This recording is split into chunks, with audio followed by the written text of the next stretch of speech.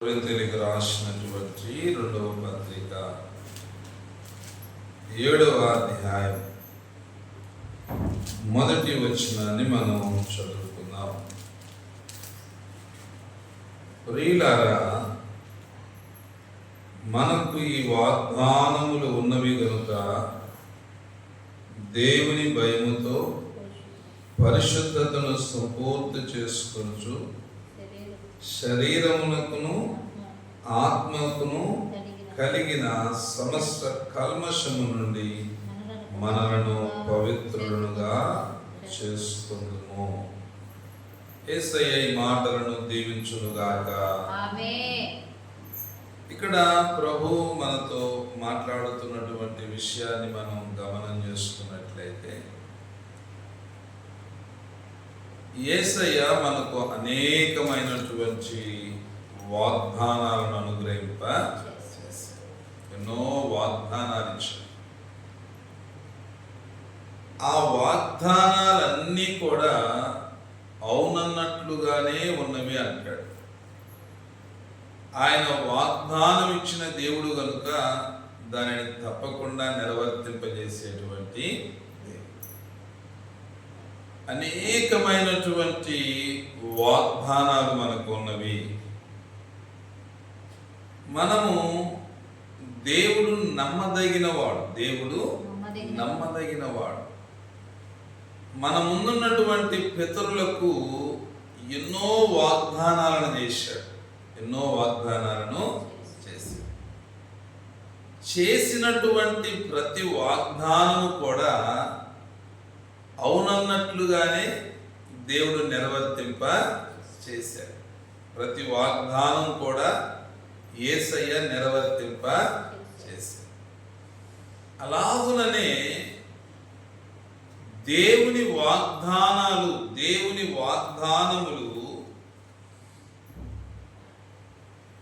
ఉన్నవి గనుక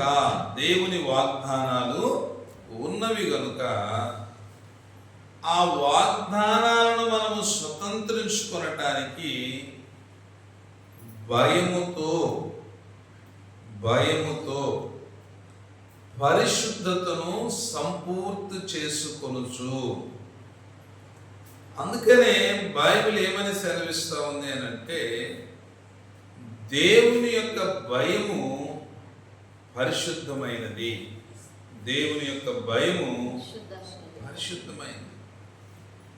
ఆయన భయము, ఆయన భక్తి మనము కలిగి ఉండవలసినటువంటి వారిమై ఉన్నాం. ఆయన భక్తిని, ఆయన భయమును మనం కలిగి ఉండవలసిన వారిమై ఉన్నాం. అందుకని ఏమంటున్నాడనంటే, భయముతో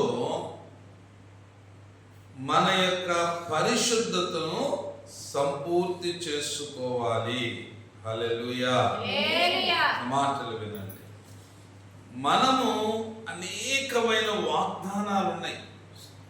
ఆ వాగ్దానాలన్నీ కూడా అవునన్నట్లుగానే ఉన్నాయి. మన దేవుడు మన పితరులకు వాగ్దానాన్ని చేసి ఆ వాగ్దానాలన్నీ కూడా నెరవేర్తింప చేశాడు. ఒక్క వాగ్దానం కూడా వ్యర్థంగా పోలేదు దేవుని బిడ్డలా. ఇప్పుడు తన మాట ఇచ్చి ఆయన నెరవేర్చే దేవుడిగా ఉన్నాడు కనుక ఆయన మాటను మన జీవితాలలో ఆ వాగ్దానాలను స్వతంత్రించుకొనటానికి మనం చాలా భయముతో పరిశుద్ధతను సంపూర్తి చేసుకోవాలి. హల్లెలూయా. ఎలాంటి ఆ భయము, దేవుని భయం ఉన్నటువంటి ఏ వ్యక్తి కూడా దేవుని బిడ్డలారా దేవునిలో పాపము చేయలేడు. ఆ భయం అనేది వారి హృదయాల్లో ఉంటది. అందుకనే భయమును మనము పరిశుద్ధతతో సంపూర్తి చేసుకోవలసినటువంటి వారిగా ఉన్నాం.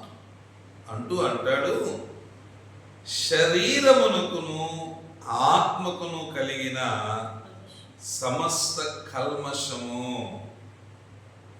ఈ శరీరానికి కల్మషం ఉండకూడదు, లోన ఆత్మకు కూడా కల్మషం ఉండకూడదు. ఈ శరీరమునకు ఆత్మకు కలిగిన సమస్త కల్మషము నుండి మనలను పవిత్రులుగా చేసుకుందుము. ఆమేన్. వీళ్ళని అర్థమవుతుందా? మనము ఎంత భయము కలిగి మన శరీరాన్ని, మన అంతరంగాన్ని పవిత్రంగా ఉంచుకుంటామో, ఆ పవిత్రతను బట్టి దేవుని వాగ్దానాలన్నింటినీ కూడా మనం నెరవేర్తింప. దేవుని వాగ్దానాలు ఎన్నో ఉన్నవి. అవన్నీ దేవుడు తప్పక మన జీవితాల్లో నెరవేర్తింపజేస్తాడు. ఆ వాగ్దానాలను మనం పొందుకొనటానికి ఈ శరీరాన్ని, ఈ ఆత్మను పాపము లేకుండా మనము పవిత్రులుగా ఉంచుకోవలసినటువంటి వారిగా ఉన్నాం. దయచేసి ప్రియులారా, ఈ రాత్రికాల సమయంలో మన శరీరాన్ని, మన ఆత్మను మనము పవిత్రముగా ఉంచుకొనుటూ దేవుని వాగ్దానాలను స్వతంత్రించుకుందుముగాక. ప్రతి వాగ్దానము వెనుక ఆజ్ఞలు ఉన్నట్లుగా దేవుడు మనకిచ్చిన వాగ్దానాలను మనం స్వతంత్రించుకోవాలి అని అంటే, ఆ వాగ్దానాలన్నీ కూడా మనం పొందుకోవాలి అని అంటే, ఈ శరీరాన్ని, ఈ ఆత్మను మనము పవిత్రంగా ఉంచుకున్నప్పుడు దేవునిచ్చే వాగ్దానాలన్నీ కూడా మనము స్వతంత్రించుకోగలం. ఈ భూమి మీద ఎన్నో వాగ్దానాలు ఇచ్చాడు. ఈ భూమిని విడిచిపెట్టిన తర్వాత కూడా మనకు వాగ్దానాన్ని చేశాడు. ఈ భూమి మీద ఉన్నటువంటి వాగ్దానాలను స్వతంత్రించుకుంటూ, ఈ భూమిని విడిచిపెట్టిన తర్వాత కూడా ఆయన ఇచ్చినటువంటి వాగ్దానాన్ని మనం స్వతంత్రించుకున్నట్లుగా మన జీవితాన్ని మనము చాలా పవిత్రతగా ఉంచుకోవలసిన వారమై ఉన్నాం. అందుకనే భయముతో పరిశుద్ధతను సంపూర్తి చేసుకొనుచు ఈ శరీరమునకు, ఆత్మకు కలిగినటువంటి ఆ కల్మషము నుండి మనము పవిత్రంగా జీవిద్దాం. ఈ పవిత్రత ద్వారా యేసయ్య ఇచ్చేటువంటి వాగ్దానములన్నిటినీ కూడా మనమే కాదు కానీ మనము, మన పిల్లలు 1000 తరముల వరకు స్వతంత్రించుకొందురుగాక. ప్రార్థన చేసుకుందాం. దేవుని పిల్లలారా, ఈ రాత్రికాల సమయంలో అనేక